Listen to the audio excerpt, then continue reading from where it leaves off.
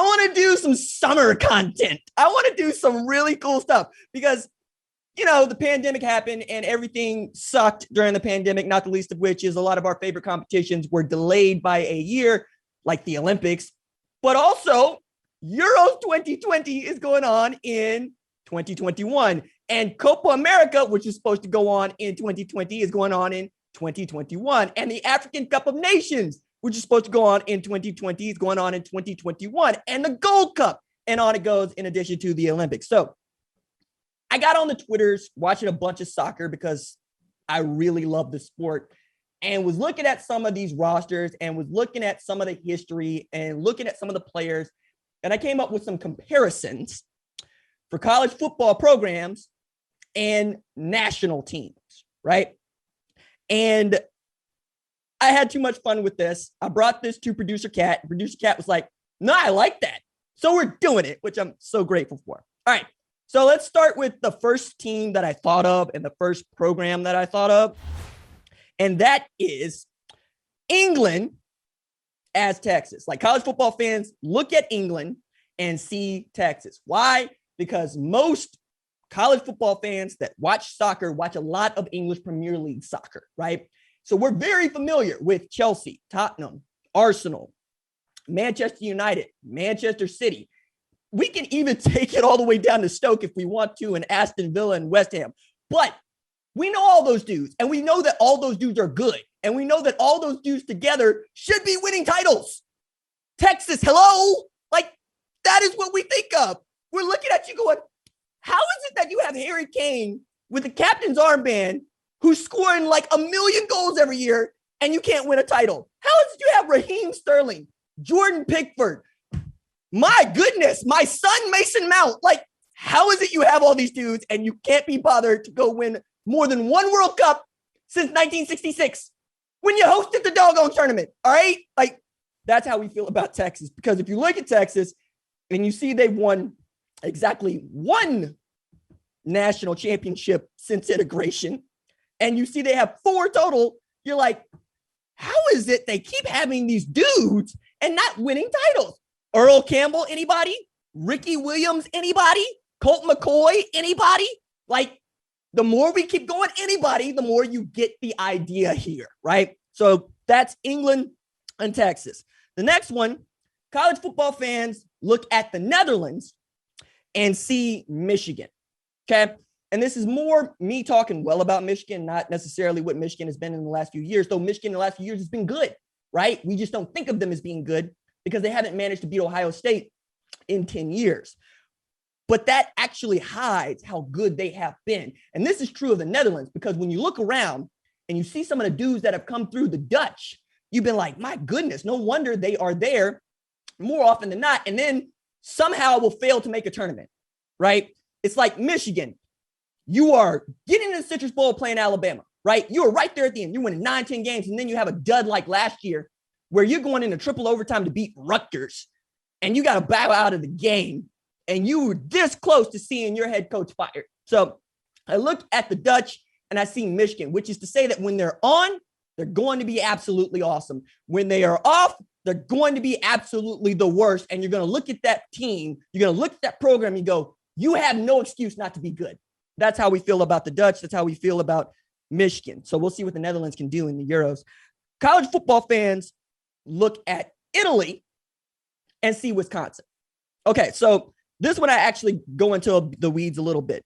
So as a rule, the Azzurri is not here for your total football, right? It doesn't care to have dudes from the back that can initiate the attack and have dudes that can interchange and play the little triangle football and play Pep Guardiola ball, right? To say nothing of Johan Cruyff. It's not here for that. And they got away from that and it bit them. So Giorgio Cellini basically is yelling this. He's a defender and he is perhaps the talisman of that team. His quote is, now everyone is looking to push up. Defenders know how to set the tone and play, and they can spread the ball, but they don't know how to mark. Nowadays, from crosses, Italian defenders, and I can only talk about Italian defenders, I'm only relatively interested in foreign players, don't mark their man. It's a great pity because we're losing our DNA a bit in some of those characteristics which had us excel in the world. He's not wrong. When Italy's winning World Cups, you cannot score. It is a fortress, okay? Like, you can talk about what they might lack in the final third. You might talk about their lack of attacking potential or playmakers, but you would not say that a good Italian team is one for which is giving up goals. It's just not what they're doing, especially when they had Gigi Buffon back there. Like, they were just getting it done in that way. I look at Wisconsin, I see the same thing, okay? When Wisconsin is good, they run the ball and play defense, okay? Before Baker Mayfield, Jim Leonard's probably the greatest walk-on ever. And that man was a do-everything safety. And when you look at that team, they had great linebackers, they have great defensive line, and they have good cover corners. You're going to have a hard time scoring on them, and it's going to be a low-scoring game if they're going to be good, okay? You're going to have your bell cow back. This year, it's probably going to be Jalen Berger. It was Jonathan Taylor in the past. And you're going to play keep away and get the ball back and play keep away again. That is what Italy does very well. Okay, college football fans, look at Belgium and see Clemson. All right, so I got to walk this one out too. There are just over like 11 million people who live in Belgium, and it's in 3 what are called federal districts. In Flanders, one of them, they speak Dutch, right? In Wallonia, another one of them, they speak French. And in Brussels, they speak French and Dutch, okay? And somehow, this national team, this men's national team, achieved the #1 ranking in the summer of 2018 with just 26 professional teams in the entire country. Context is there are 72 professional teams in England alone, okay? So they've also got dudes you know. It's one of those where people that watch professional soccer, especially in Europe, would look at the Belgian roster, especially over the last 8 years, and be like, they have who?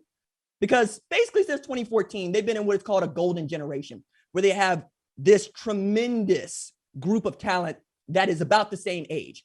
And at one point, it's Marion Fellaini, it's Thomas Vertonghen, it's Eden Hazard, it's Romelu Lukaku, it's Thibaut Courtois, and it's their talisman, Kevin De Bruyne, okay? They still got a bunch of those dudes on the roster. And this is their last, I think, real shot to win a major trophy with this golden generation. They're not supposed to be this good. They're not supposed to be able to compete with Spain, Italy, England, the Netherlands. Like, they're not supposed to be able to do this with Germany, okay? And yet that is exactly what they're doing. And when you look at Clemson, you see the same thing. Like, Clemson has a full-time population of about 17,000 people in the city of Clemson. And most people can't even tell you where Clemson was before they started winning national championships in South Carolina, okay? And it wasn't even a squad in South Carolina. My man Javion will be the first person to tell you that. And then Dabo showed up and, having never been a coordinator, becomes a head coach and starts recruiting his behind off. So you had dudes, not just Deshaun Watson, Trevor Lawrence, Travis Etienne come through there. It's also Justin Ross. It's also DeAndre Hopkins. It's also Sammy Watkins. Like, it's CJ Spiller. Your face melts because you're going, all these dudes went to Clemson? And now they got defensive dudes, you know, because we can talk about Mackenzie Alexander and Isaiah Simmons, but now we can talk about Brian Brzee. Like, they're not supposed to be this good, and yet they have won 2 of the last 5 national championships. It's the comp that I'm most sure of, Belgium and Clemson. Okay, college football fans look at France and see Ohio State. So 2014 Ohio State for me is a lot like 98 France, where all of these dudes on their squad, for the most part, not all of them, for the most part, are islanders, right? They come from islands that were colonized by the French and not necessarily from France proper, like continental France. And yet, when you look at Ohio State, you see Urban Meyer, Ryan Day going into Florida, going into Texas, going into California to fill out their rosters, okay? When you look at the dudes that are actually making the magic happen, Justin Fields is from Georgia. J.K. Dobbins is from Texas, all right? Garrett Wilson's from Texas, all right? Like, Chris Olave is from the West Coast, all right? You look at the dudes that matter, you know, you go to DeMatha to go get Chase Young. He ain't from Ohio, okay? I see the same thing with France. And France is also the favorite to win the Euros this year and should be right there to win the World Cup next year in Qatar. They also got dudes that you know about, among them Paul Pogba.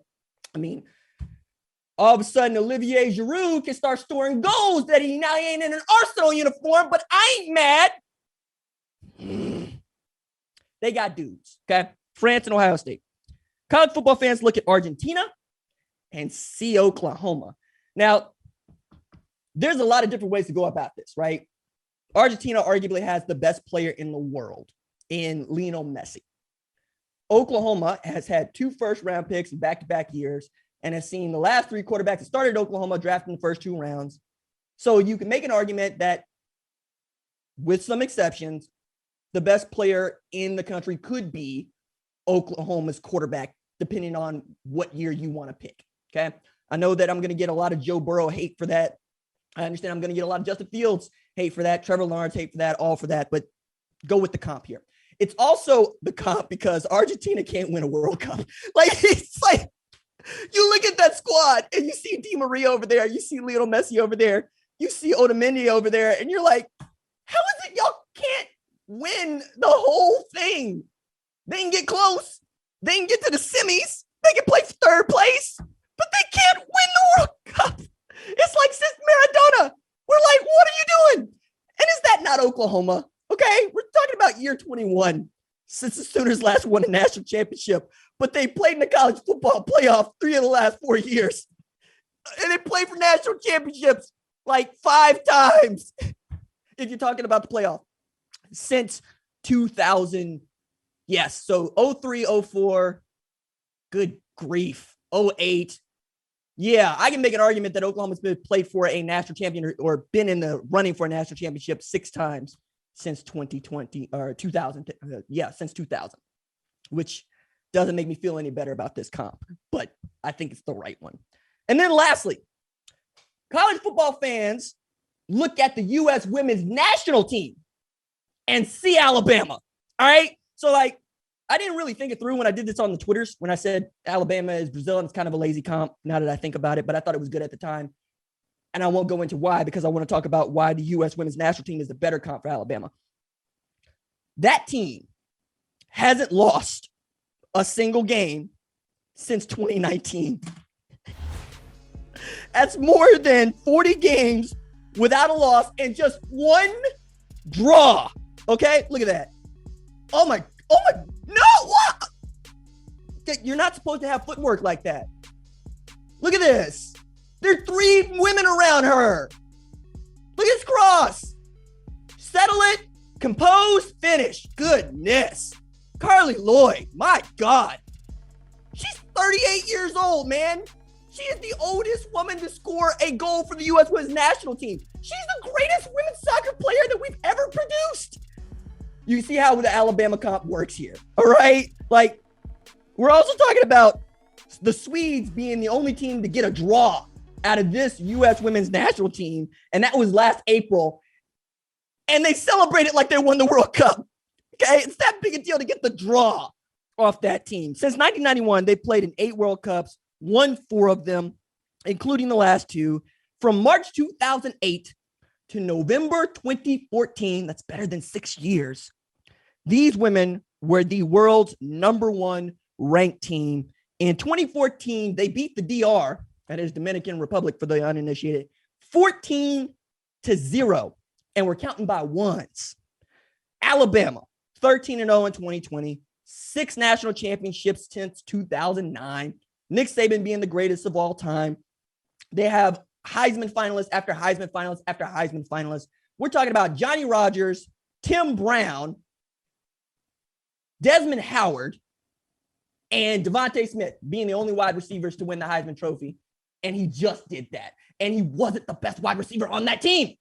That was Jalen Waddle. And you can make that argument anytime you want about Carly Lloyd. I'm going to fight you about it but if you look at Rose Lavelle, who is splitting defenders like orphan children, you might think differently, and I'm not going to fight you, okay? You might look at Becky Sauerbrunn and be like, RJ, that's the GOAT. And I'll be like, Michelle Akers much? I keep going here is my point. And that's what we can do with Alabama. So I'm very proud of that. So I take it back. If Belgium and Clemson is close, the one that actually fits is Alabama and the U.S. women's national team. because they're the only thing that has been close to as dominant as the U.S. women's national team.